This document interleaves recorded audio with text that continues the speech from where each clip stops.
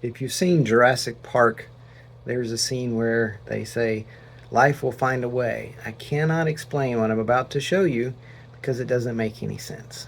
We had several days worth of rain. In this past weekend, I just randomly looked into the bucket of the backhoe that goes onto the skid steer and noticed something moving around. This is the bucket on the backhoe for the skid steer. It's got water sitting in it from the rain. And if you look, where is it? Where is it? No, there's, just saw it dart. You got shy. Oh, right there.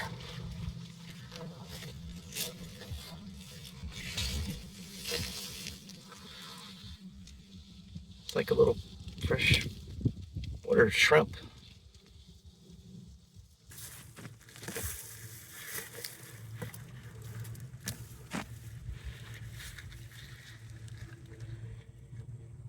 You see a shadow?